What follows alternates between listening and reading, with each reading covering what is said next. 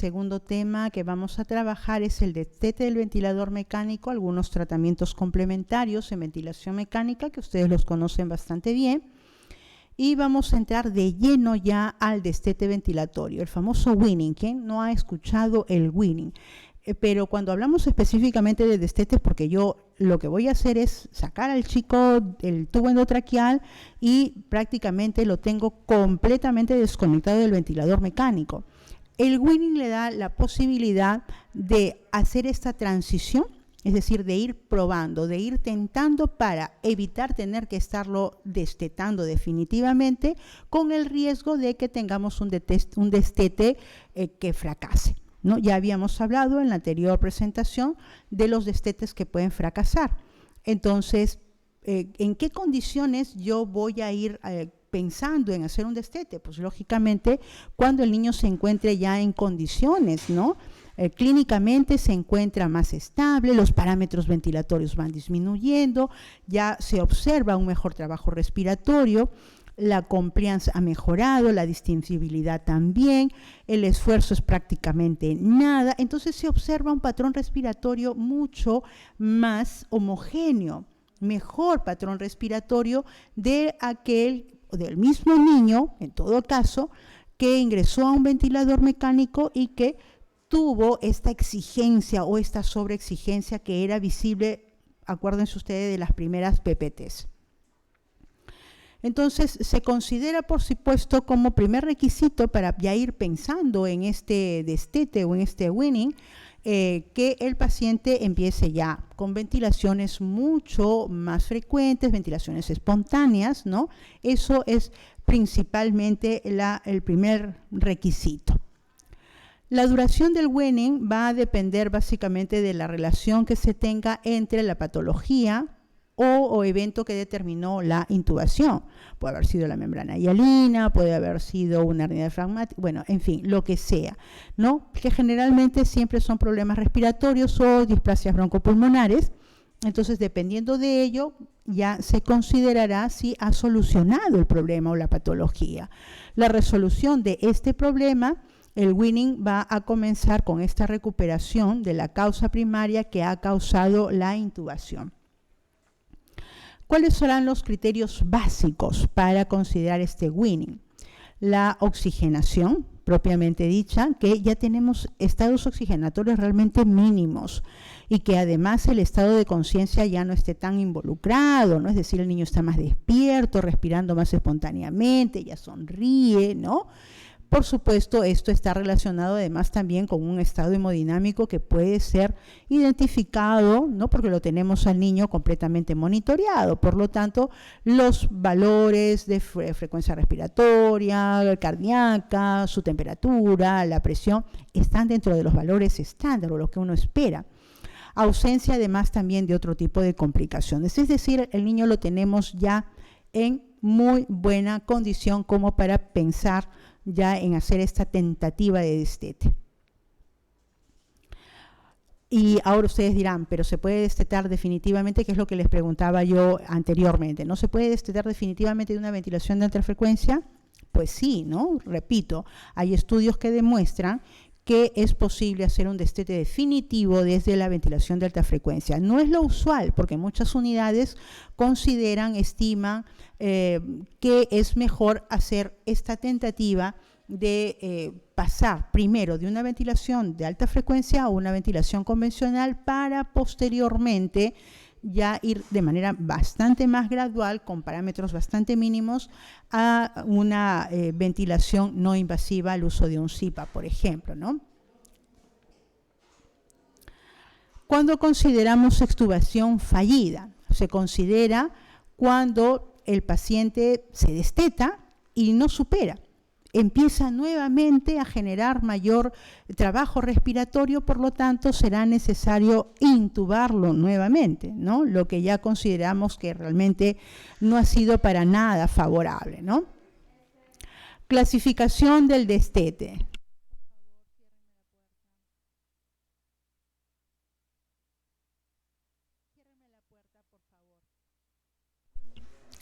La clasificación del destete tenemos tres tres tipos: destete simple, el destete difícil y el destete prolongado. Para el destete simple, los pacientes han evolucionado favorablemente, por lo tanto, el paciente se desteta y puede adaptarse al medio ambiente sin ningún tipo de problema, ventila ya sin ningún tipo de complicación. Lo que no ocurre con un destete difícil o un destete prolongado. Con un destete difícil es aquel niño en el que los pacientes han requerido de hasta 3 tentativas, por decirlo, ¿no? Y hasta 7 días para poder lograr un destete exitoso. Pero en el destete prolongado, los pacientes han necesitado más de esta cantidad de intentos y más días para poder finalmente decir de que, bueno, ¿no?, el destete es o no es efectivo. Para poder realizar este proceso de extubación, en realidad no es que, digamos, yo tengo al niño en ventilación mecánica y tanto tiempo lo voy a tener, entonces al cabo de este tiempo el niño va a estar completamente recuperado. Recuerden que cada uno es un mundo completamente diferente, por lo tanto, los parámetros, las condiciones de tratamiento son completamente individualizadas y se le da a cada uno en función de sus necesidades. Por lo tanto, es un azar decir que vamos a tenerlo una cantidad de tiempo y que va a resultar para todos de la misma manera. Aquí vienen las preguntas, atentos. En el recién nacido prematuro o en el recién nacido a término o próximo al término que se encuentra en ventilación mecánica convencional y se va a proceder a hacer su retirada por una mejoría, ¿qué es más eficiente en términos clínicos? ¿La extubación, pasando por un soporte transitorio de CPAP nasal, o procediendo directamente sin ella? Entonces, creo que nos queda claro con la explicación que les he dado, pero vamos a dar una respuesta mucho más minuciosa, que tiene un soporte científico bajo evidencia trabajada para que ustedes puedan conocer cuál es la alternativa. El fracaso de la extubación por fallo respiratorio se define por la presencia de acidosis respiratoria, aumento de los requerimientos de oxígeno y o apnea frecuencia o severa necesidad de reintubación endotraqueal y la necesidad de oxígeno a los 28 días de vida. La CPAP nasal es efectiva en prevenir el fallo respiratorio, presencia de acidosis respiratoria, aumento de los requerimientos de oxígeno o apneas frecuentes o severa en recién nacidos prematuros, tras la extubación con un nivel de evidencia de 1 más 2 cruces. Sin embargo, no hay ninguna diferencia significativa en las cifras de reintubación ni tampoco en los requerimientos de oxígeno a los 28 días de vida.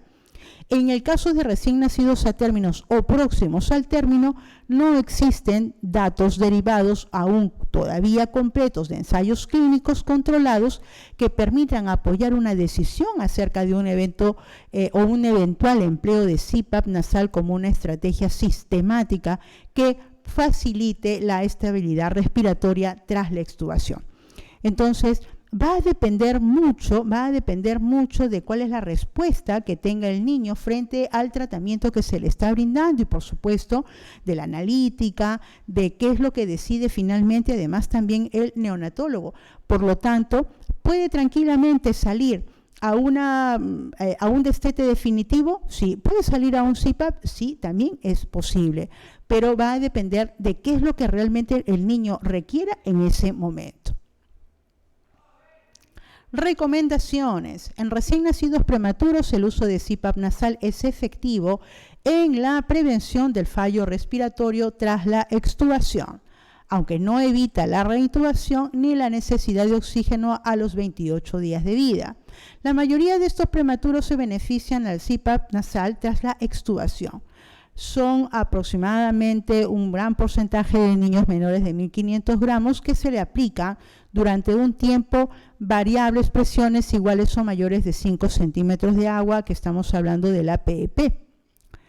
No existe evidencia que permita apoyar o rechazar el uso sistemático de CPAP nasal en recién nacidos a término o próximo al término como estrategia que facilite la estabilidad respiratoria.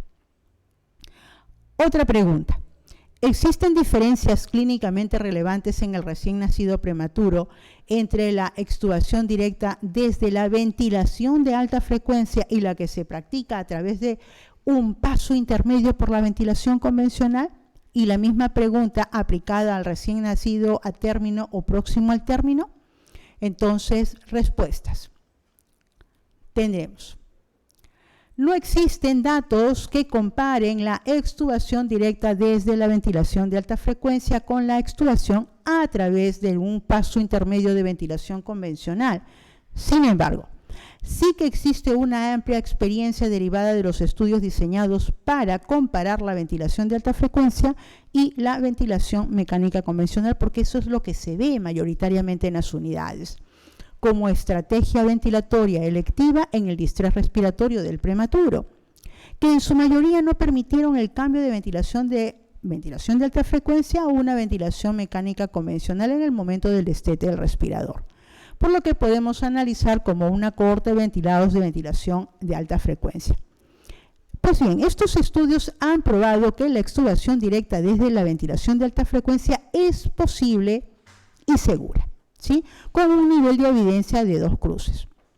En la población de recién nacidos a término o próximo al término que son sometidos a ventilación de alta frecuencia, tampoco es que haya mucha diferencia entre uno y otro grupo, porque no se han encontrado realmente ensayos clínicos que lo sustenten, ¿de acuerdo? Entonces, es posible hacer un destete desde un ventilador de alta frecuencia definitivo, sí es posible, pero va a depender, por supuesto, de la pericia, de la estabilidad, del tipo de tratamiento que tanto el neonatólogo como el personal de enfermería realicen de manera conjunta, y sobre todo, y lo más importante, la respuesta que tiene el paciente frente al tratamiento que se le está brindando. Recomendaciones. En los recién nacidos prematuros es posible y segura la extubación directa de ventilación de alta frecuencia sin necesidad, repetimos, de un paso intermedio por alguna modalidad ventilatoria. Los efectos beneficiosos conseguidos en estos prematuros con el soporte transitorio de CPAP nasal post-extubación desde la ventilación mecánica convencional puede extrapolarse para un supuesto de ventilación de alta frecuencia. ¿De acuerdo? Si tenemos a un paciente de ventilación de alta frecuencia, es posible hacerle un destete sin tener a CPAP, sin tener que pasar por una ventilación mecánica convencional. Por supuesto, existe evidencia de ello. ¿De acuerdo? Existe evidencia de ello, pero va a depender, repito, de la pericia, de la destreza, ¿no?, de la habilidad del equipo. Aunque no existen evidencias que apoyen una estrategia en particular como la más eficiente para proceder a la extubación en el grupo de recién nacidos a término o próximos al término. Tratamientos complementarios. Tenemos, por ejemplo, aquí la nebulización. Entonces, para estos pacientes que tienen enfermedades crónicas, será necesario la administración de un medicamento que se administre a través de un aerosol. Entonces, es muy frecuente, ¿no?, utilizar para poder mantener, ¿no?, toda esta vía aérea dilatada y para poder beneficiar esta broncodilatación, mejorar, por supuesto, la mecánica respiratoria, el uso de estos broncodilatadores. Entonces, los nebulizadores son medidas presurizadas, o en el caso, por ejemplo, de los inhaladores de dosis medida, ¿no?, el famoso MDI, o los nebulizadores, que son dispositivos que van a permitir la administración de estos medicamentos en forma de aerosol a través del circuito del ventilador. ¿Es posible hacerlo? Sí. Entonces, vean ustedes este dispositivo tan pequeñito que tiene forma de T, que se puede adaptar a la parte ventilatoria, al corrugado ventilatorio inspiratorio, para poder a través de él hacer la administración, ya sea del nebulizador o a través de inhalación. Entonces, es muy común conocer nuestros inhaladores de este tipo, y estos tienen un sistema, una vez que sale la perilla, ¿no?, tiene un sistema que permite encajarlo a través de una cámara y poder hacer el puff, ¿no?, del aerosol. en el caso de que el niño ventile espontáneamente. Pero estamos frente a un ventilador mecánico. ¿Cómo es que lo realizo? Lamentablemente no pude tomarle la foto adecuadamente. En realidad esta imagen corresponde a una que he tomado, que he prestado del internet, pero ustedes bien saben que toda esta cámara puede salir, y tiene una especie de puntita blanca que se puede conectar, ¿no?, directamente hacia el MDI, de tal manera que se puede realizar bajo esa conexión la aplicación de los PAF. Y de manera bastante simple, sencilla, el MDI puede quedar colocado en la vía inhalatoria, ¿no?, así sin ningún tipo de problema. Bien, me menciono esto porque en realidad considero que es muy importante recordar que nuestro trabajo es tanto arte como ciencia.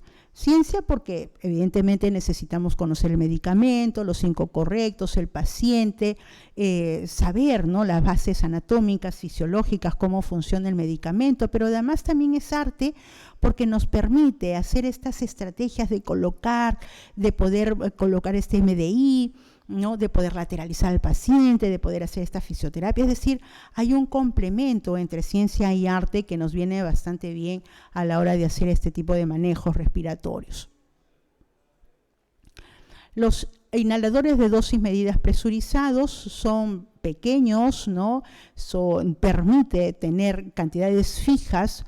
Tiene sus ventajas y sus desventajas, ¿no? La ventaja es que podemos administrar la cantidad que nos indica, porque sabemos de que esa es la cantidad que está diseñada para poder ser expelida, ¿no?, a través de este dispositivo. Pero también tiene pues sus desventajas, ¿no? Las desventajas pues que no sabemos en realidad cuándo es que finalmente, a menos que tengamos, ¿no?, la precaución de estar haciendo los controles, ya cuando se va acabando la dosificación, de saber cuándo se termina definitivamente, ¿no? Entonces, importante saber, ¿no?, cómo trabaja este equipo. Acá tenemos las ventajas y las desventajas: portátiles, menor costo. Desventajas incluyen la necesidad de coordinar el disparo con el ciclo respiratorio, ¿sí? Acá tenemos algunos factores generales que influencian el depósito del aerosol: la naturaleza de la partícula, el propio aerosol en sí, la edad del paciente, el patrón respiratorio, el equipo, por ejemplo. Acá tenemos el famoso MDI, que puede ser de variadas formas, pero finalmente la característica o el objetivo final de trabajo del dispositivo es lo que cuenta. Acá tenemos que se apertura, que es lo que generalmente conocemos estos dos, pero hay algunos ventiladores que tienen su propio MDI. Entonces se apertura la tapa y se conecta directamente el inhalador. Y finalmente, bueno, algunos factores que ya tienen que ver, ¿no?, con los pacientes, con la ventilación propiamente dicha. Acá les dejo este cuadro. Bien, entonces, queridos participantes, les pido mil disculpas. Por motivos de fuerza mayor, yo tengo que retirarme. El día de mañana estamos, por favor, muy temprano para el taller, y todas las preguntas ya a través de Paticita. Paticita, por favor, te voy a encargar ello. Todas las preguntas que se hayan generado a partir de mi ponencia, por favor, el día de mañana, con muchísimo gusto, estaremos dándole solución a ellas. Un abrazo muy fuerte y nos vemos el día de mañana. Gracias, Maquita Solita, muchísimas gracias, y yo le voy a pasar todas las consultas. Bueno, estimados participantes,